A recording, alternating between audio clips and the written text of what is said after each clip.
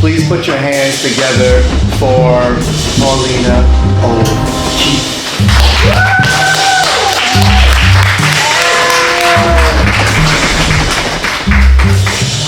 Thank you.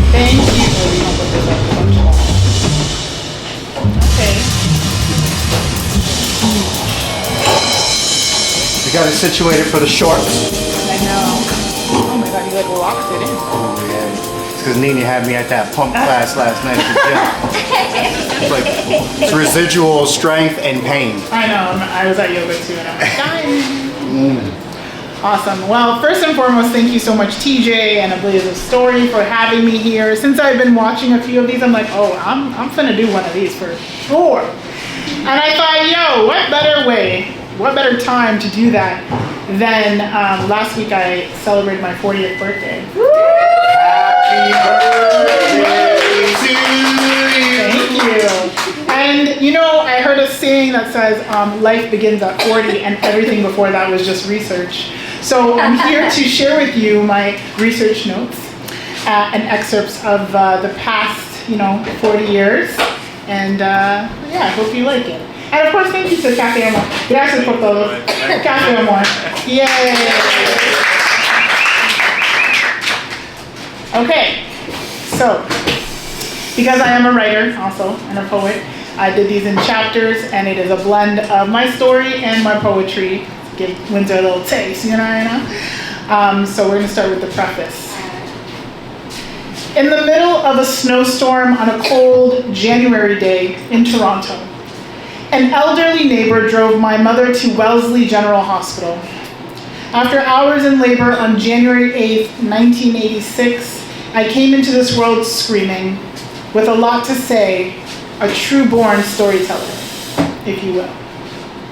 I was born to my beautiful Polish mother, Maria Gumina, and my swaggerific Trinidadian father, Lennox O'Kieffe. May his soul rest in peace.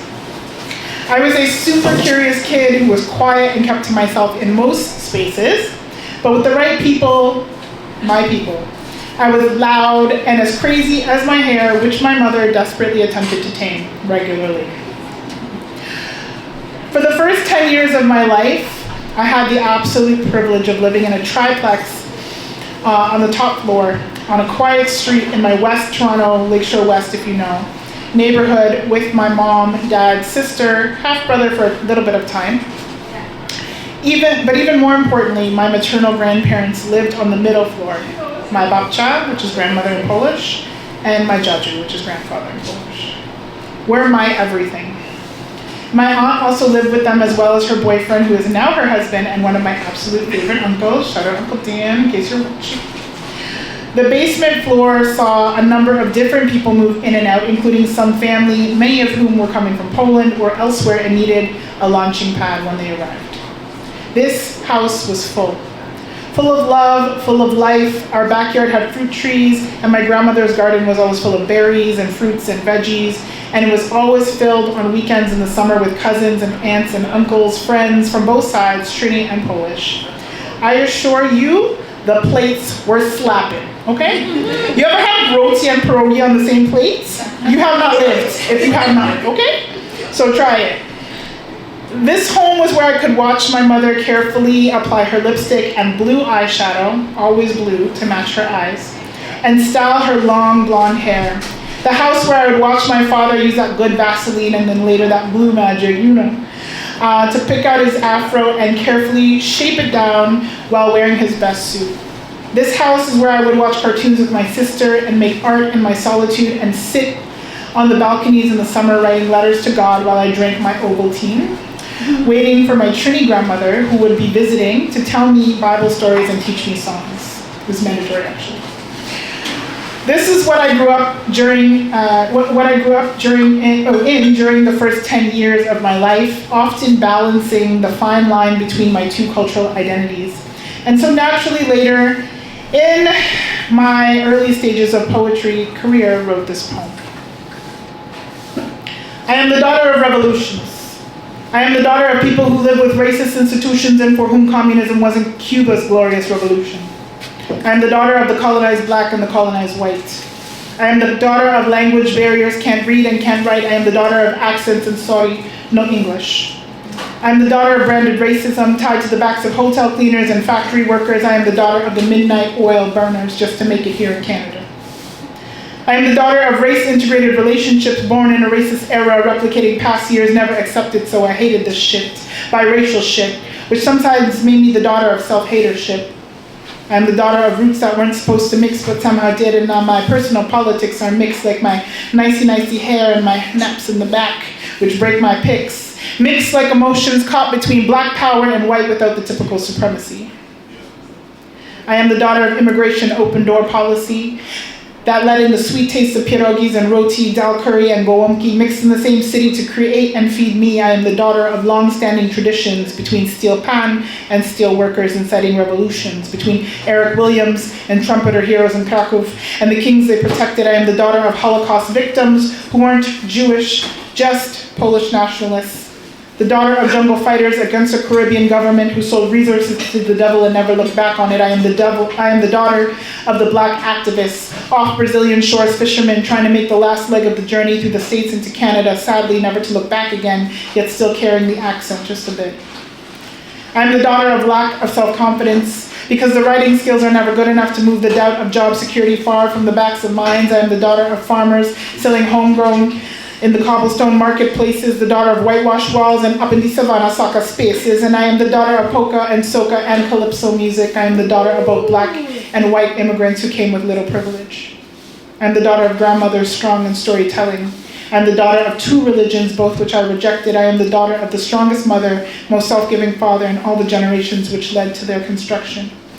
I am the daughter of salt mines and tar pits, beaches and mountain ranges slipped with pristine lakes, the daughter of Auschwitz and Sokofets. I am the daughter of cricket matches and soccer games. I am the daughter of Trini names and names which have letters not even found in the English alphabet. I am the daughter of sun, sand, malt, and Port of Spain. I am the daughter of the Odra, Wrocław, and green rolling country plains. I am the daughter of vodka and rum. The daughter of slaves who tried to run. The daughter of those who stood in the street shadows, statues of Lenin blocking their sun. I am the daughter of family unity and family brokenness. The daughter of abuse and the daughter of 40 years of lovingness. I am the daughter of hurt and pain and struggles and the daughter of deep-rootedness. I am the daughter who will not succumb to black racism, nor ever apologize for my so-called whiteness. I am the daughter of past routes that run right past the Underground Railroad, straight to the saltwater in all its Caribbeanness. I am the daughter of the Tatra Mountains in Zakopane. I am the daughter of self-determination, and so I fight with this, never apologizing for my history, only fighting to defend my heritage in order to survive in this mixed up world where they got us blinded in the eyes with this. I am the daughter of more than just black, white, European slave colonizership. I'm the daughter of the Most High, and so don't let your assumptions misguide and try to label me with your closed eyes, because this is a self-definition.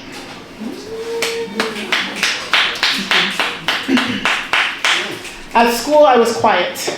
Didn't have a lot of friends and sometimes picked on because I was smart and into books, and anybody born in the 90s know that that was not a cool thing you're supposed to be into. But it didn't matter because I would indulge in after-school cartoons with my grandma, and by cartoons, I meant Young and the Restless. She would call them baiki, which means cartoons in English.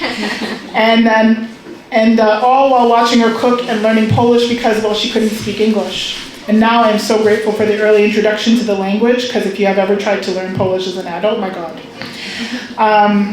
So as I can speak enough to get by when I visit, which I have since I was 3 years old. To give you some context, the Berlin Wall was still up the first time I visited Poland.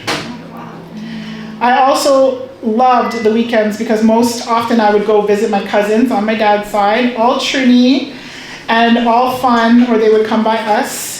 I learned all my good cooking from my Auntie Rebecca and all my good whining from my Auntie Janice. So I never felt alone, only love and joy for the most part.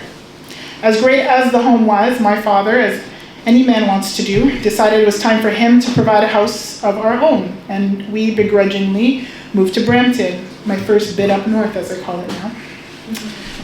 When I turned 10, it was okay for the most part, but I distinctly remember how cold the house felt. It was spacious and my room was over the garage so I could feel the draft, but even more cold was how far I felt from my mother and my father and my sister, and at this point my little brother, in terms of distance between our rooms. Shortly after that, I received the saddest news of this chapter of my life. My babcha, who had come to Canada with a heart condition, had to undergo surgery and did not make it. She died due to post-op complications, and I didn't even get to say goodbye, but when my mother told me, I could feel the ancestral line in my body snap. And that was the last thing I remembered of this part of my childhood. And I was different after that, and a new version of me awakened. Chapter 1. We eventually moved back down to South Etobicoke on the west end of Toronto. In these years, I gradually started the search for who I am in my preteen and teen life. In grade 7, I joined Sea Cadets, and that was a turning point for me. It was the most disciplined and routine I had ever been, and despite my mid-grade 9 having to move back to Brampton for my second bit up north, and then moving back to South Etobicoke by grade 11, because I guess my father was also trying to find his place, and we were all along for the ride. Sea Cadets helped me stay consistent, grounded, and disciplined, but not necessarily out of trouble, because I was definitely a curious and rebellious teen, for sure. Ask my mama. By grade 10, while I was in high school in Brampton, I began looking for love and acceptance, validation, all the things young girls who have self-esteem issues long for. And of course, as all young girls with self-esteem issues, looked for it in all the wrong places. I wrote this poem in 2017 about, when I was at Nationals, about that experience. It's called Hyenas. I remember a time when they looked at me like nothing but a piece of meat. My long legs gracefully walked through the hallways like a gazelle, where at every locker, hyenas would lurk. I say hyenas because had they been lions, they would have approached me with a noble dignity and respect, but these were hyenas. Scavengers, feeding on any carcass they could sink their teeth into and laugh amongst themselves about the chase and take down later. I could smell them on the hunt, covered in the jungled scents of polo cologne and far too much axe. They never asked you for anything. They demanded. And I remembered how I feared ever saying no, like that word was not part of their language, so they never understood you, even if you tried to use it. I saw the way they looked at me with hunger in their eyes, like they were starving, but I knew they never were, because at that high school there was an abundance of carcasses to feast on.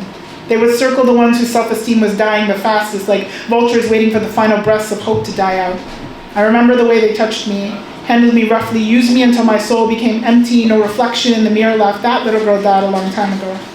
Realized my innocence had been stolen long before the first time, when I didn't even bleed because another animal had already gutted me with claws that should have never entered in the first place. And I still see them as I walk down the hallways, streets, alleys, anywhere in public where my body is considered up for public consumption. Rape culture runs rampant, laughing, jeering, in search of new prey to hunt, victimize, then blame. Fresh carcasses of lost little girls dying for attention, thinking how they want so badly to be hunted, not understanding the consequences of when they are finally caught. I know they never saw me as more than a piece of meat, but I wondered if they had forgotten that I was a human being, that they were human beings, that this isn't the jungle, and that we are made to be more than just savages vying for a fresh pound of flesh. I don't love to dwell on trauma, but I will say I definitely experienced the trauma that came with being a very pretty but very naive young girl in what was definitely a pack of hyenas. When I moved back down to South Etobicoke, I came back different, and a new version of me awakened. In finding myself, I stumbled upon the art of spoken word poetry introduced to me in my first year of university at York by some great poets, including my friends Spin, El Poeta, Motion, and Heather. I had been accustomed to writing short stories and even a play in grade 10, but spoken word was a more liberating form of writing, a written word with limitless boundaries, and the performance part of it allowed me to be all the different versions of the characters I often found swirling inside of me. I joined a group, and before I knew it, not only was I writing and performing often, I was then teaching, and thanks to a grant from an organization called Outreach Toronto, which I later on then went on to run, actually. I loved teaching poetry in schools, community centers, and spaces, and the word became a significant part of my identity. During this time, my Jaju got sick, my grandfather, and a couple hours before I turned 19, I was alone in his hospital room holding his hands as he took his last breath. After I sat there in silence for a few moments, I had the unfortunate job of calling my mother and aunt, who had just left to shower and were coming back, that he had already passed. Once the initial shock had worn off, I started crying and screaming uncontrollably. They had to sedate me. Because as with my babcha, I could feel it. The second ancestral string had snapped. I grew up Roman Catholic with my mother and grandparents, and Pentecostal when I was with my Trini grandma. But following his death, I explored and converted to Islam for 5 years. Hijab and everything, baby. And in the time, met and married my first husband, who was super lovely and taught me everything there was to know about the religion. My family disapproved of the Islamic conversion mostly, slightly also of the man they believed was the instigator of it. And so I chose to leave my house because I would not denounce my faith, and went to live with my husband and his family.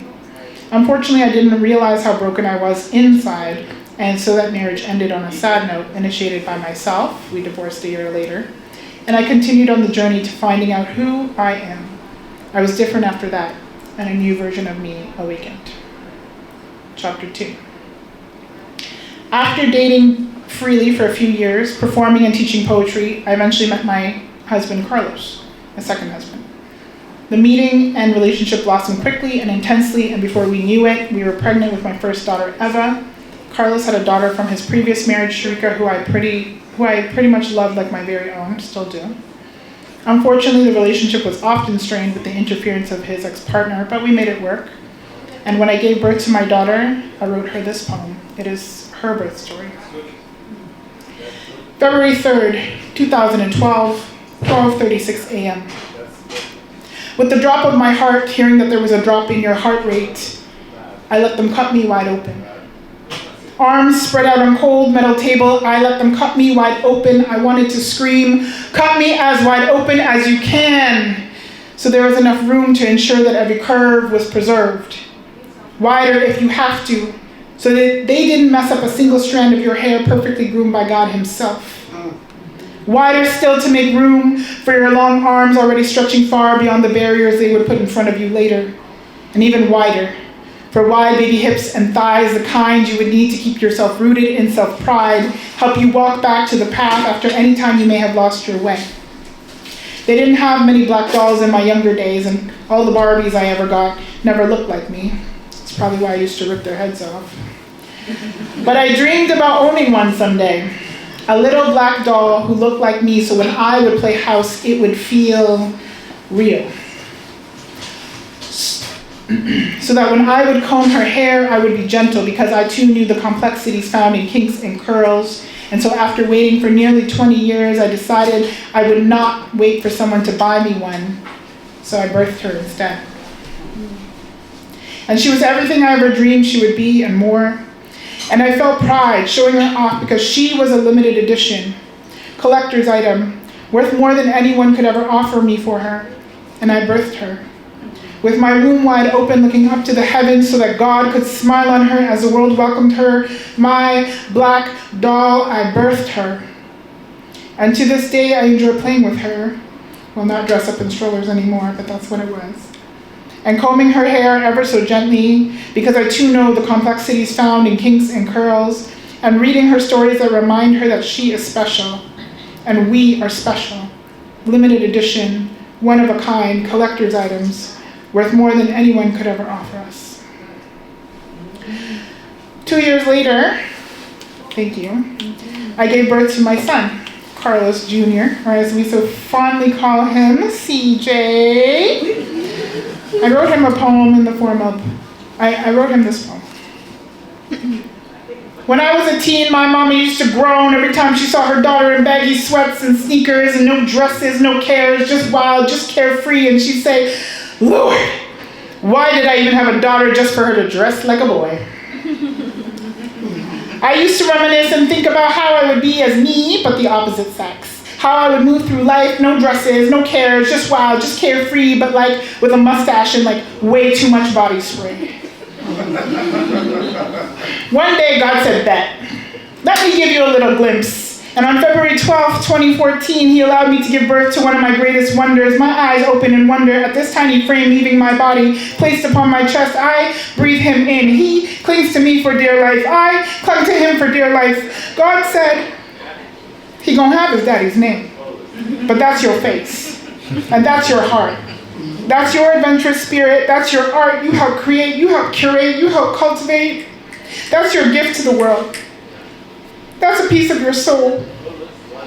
The way he clung to me the first day is the way we still close, and probably till we get old and I'm gray and he's handsome with a good family of his own, and wondering what face he will create and what kind of soul he will help usher into this world. I tell him if it's anything like you, he or she is already a star. Best Valentine's Day gift I could give myself in 2014 was bringing you home in my arms. Thank you. And thank God for listening to that inquiry all those years as curiosity peaked on that day when I looked down to see the tiniest boy version of me. Thank you. During this chapter of my life, I was busy building a career, rebuilding my professional spoken word career, busy birthing and raising babies and building a family, busy, and busy. In fact, when people ask me, like, what you doing? Girl, I'm busy. Girl, did you see that new thing on Netflix? Girl, that's for people who are not busy and have time to watch TV. And so I wore many hats and had a number of different versions awake in me, time after time after time, and I was different. Chapter 3. When I transitioned to my 30s, Carlos and I got married in a beautiful and small ceremony in Mexico. We continued to build a life together, family together, and I continued trying to balance all of that with career, art making, travel, etc. When the pandemic hit and we were cooped up in a tiny apartment in South Etobicoke, I decided it was time for us to try and become homeowners. And thanks to my very good up friend, Salam Berhane, I was finally convinced, and then convinced my family that we should move to Windsor. Yes. In January 2021, so almost 5 years now, after multiple bidding wars, because we all know those times, I bought my first house, and I couldn't have been prouder. I was excited to be able to help free my husband from the factory life he was enduring in Toronto so he could become a full-time artist, and then eventually I would be able to follow. I was excited to give each of our kids their own rooms, a backyard, a quieter city, a school that was one street away that I could walk them to. It was great until the COVID bans lifted, and for 2.5 years I stressed my body driving to and from Toronto once a week for my job and for my arts practice and for a lot of family who apparently it's too far to come to Windsor, but it's the same distance. Okay. That plus the building our family, career, business took a toll on my health, and which was going down, and that was going down with it. In 2024, the organization I worked for was experiencing a financial crisis, and as its leader, I sacrificed a lot of myself to try to keep it going, to keep it from going under, unsuccessfully. This took a severe toll on my health, and by the end of the summer, it was evident that me and this organization were both crashing and burning. I tried to escape often, traveling out of the country as much as possible, and most people thought I was living my best life. Instagram stories will fool you that way. But really, I was trying to run away as often as possible just to breathe. I left that job at the end of August. Before I could even manage to take a breath to try and deal with this great loss, 2 months later, my father died. I was returning from a work trip to Italy, in which I brought my mother and my children with me. My children and I took the train home, and I was messaging my dad, who offered to pick us up from the Via rail station, as he often would. But then I fell asleep on the train. I woke up when we pulled into the station and called his phone to no answer. Thinking he fell asleep and it was late, we just Ubered home and knocked out. The next day I went to check on him, sadly found him laying dead, face down in his home. They would tell me later that he died of sudden cardiac arrest, most likely tied to arrhythmias in his heart due to high blood pressure. Black people, please get your blood pressure checks. Once again, I felt it again in my body, another ancestral line snapping, only 1 year after my grandmother, his mother, had also died. I spent the next few months in a dizzying blur of a reality doing what I do best instead of trying to process feelings, which was to start a business. Keep working, manage his estate, and whatever you do, don't feel. I even went back to his home country of Trinidad and Tobago for a month, trying to find space to process it all and also bring down my blood pressure, which had skyrocketed back down. My father used to say the sea heals all. So that is where I ran as quickly as possible to release my tears, my pressures, my screams, some of his ashes, to release everything into that sea that had been an essential part of his childhood. But that's the thing about running away.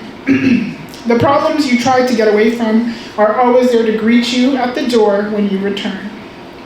I continued to carry all the stress and try to ensure my family was good. My dad's estate was being managed, and then I kept being there for my extended family as well. Unfortunately, this, plus a number of other pressures, took a toll on not only my mental and physical health, as it naturally would, but also my marriage. And the summer of 2025 saw myself going through a separation with my husband. The last quarter of 2025 was spent releasing grief in such violent and exhaustive ways, and in that time, I wrote this poem because I realized that I had lost everything, including myself at this point. Imagine your home being on fire, and instead of you putting out the flames, you jump on a plane and change scenery for 7 days, thinking you've escaped. Except you realize upon your return, your home is still ablaze. Some floors literally just ash and flame, barely holding on. They give you the sand to throw onto the fire. Instead, you think it's safer to stick your own head in the bucket. What you can't see, you don't have to face, and what you don't have to face, you don't have to feel. So you recall the dopamine, scroll through vacation pics on your screen like, yeah, I was just there. Look up. More flames keep burning. You click on deals because your mind is yearning to fly away again. The heat is getting to be too much, hungry for some change, but keep skipping out on lunch to work overtime, on overworked nervous system, out of time, just one more time, just one more flight, just one more runaway to give me space to face my plight. I'm going to need a 10 and 20 tequila sunrises before you get me to sit in this discomfort and face my shit. I vacuum packed that deep down inside, but eventually the air leaks out and now it's exploded all over the street next to this home that's continuing to burn until I finally take a piece of the sea home with me and douse out the flames. It smolders for months. The ancestors say to rub this salve on it like this, but it takes a bit to work its way down to the core. It takes a lot of work before it's restored. It will be uncomfortable. And sometimes when you change the bandages, the wounds might reopen just a little bit. It's important to acknowledge them, clean them up, and dress them again. We wouldn't want an infection to spread. I mean, it's one thing to cut off a limb, but how do you survive gouging out your own heart? Because you allowed the bitterness you couldn't release to set in. Let the medicine work, do its job, until it's time to rebuild. Not restoring anything to its former glory, the structure is long gone. But something that is built bigger, better, stronger, wiser, and maybe this time, with all you've learned, much more fire resistant. Make sure you have fire extinguishers available on all floors. I decided to be completely silent during the holiday season. Finally forced myself to sit with God and myself and my feelings. And it was the perfect beginning to the road of recovery. As I prepared to ring in my 40th birthday, I was determined to unlearn all of the unhealthy patterns I had accumulated, show myself forgiveness and self-compassion, which was very hard for a critical Capricorn like me, and just do life differently. Chapter 4. Last week I rang in my 40th year in the best way possible, thanks to my Windsor Girls Night Out crew. Shout out to Salam and Christy and Latasha. Special thanks to Aletha, Joya, and Isaiah for the setup. And I have to say that I'm finally in such a place of peace. And as I enter this next decade, once again, a new version of me has awakened, and I can't wait to see where the journey takes her. My ancestral lineages already snap into place, and I listen for them every day to guide me on the next leg. Thank you guys so much.